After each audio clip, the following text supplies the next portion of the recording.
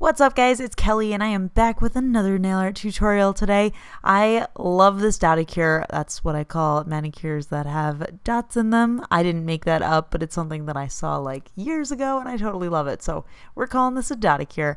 Anyway, they are so easy to do. They're so much fun. They always look awesome. And I feel like I just don't do enough of them. So that's why I decided to do this dotticure today. I am using my Color Me Monthly base coat, Sorcerer's Violet, which is not violet, Mango Habanero, which is gorgeous, and Revelry. These are all by Color Me Monthly. I'll put their information in the description. I also use their top coat and a dotting tool. If you don't have any dotting tools, no fear, because I have a video on how to make your own dotting tools.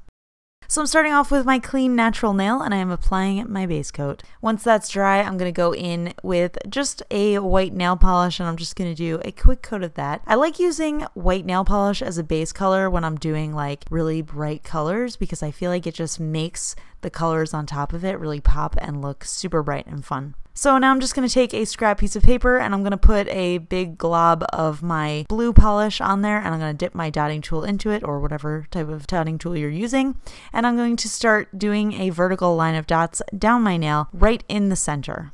So I want to use the same dotting tool so I get the same size dots for all of the different color dots that I'm putting on my nail. So what I'm going to do is I'm going to take a cotton ball with nail polish remover and I'm just going to wipe it off. Then I'm going to repeat the steps with my orange nail polish, putting a big glob of it onto a scrap piece of paper and then putting that on both sides of my nail. So since I'm using such a big dotting tool, it takes less dots, but the really cool thing about doing these dotticures is that you can have the same three colors and different size dotting tools, and you can create a completely different look. Like if you do smaller dots that are far away from each other, or smaller dots that are close to each other, or big dots that are far away from each other, it's going to turn out totally different, which is awesome.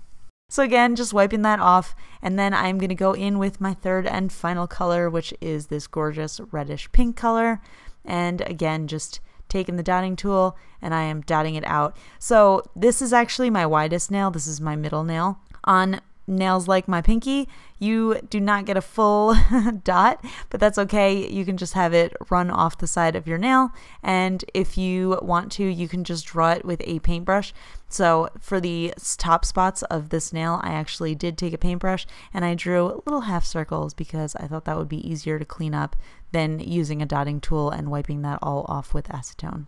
Okay, and then once everything is completely dry, I am finishing off with a quick coat of top coat.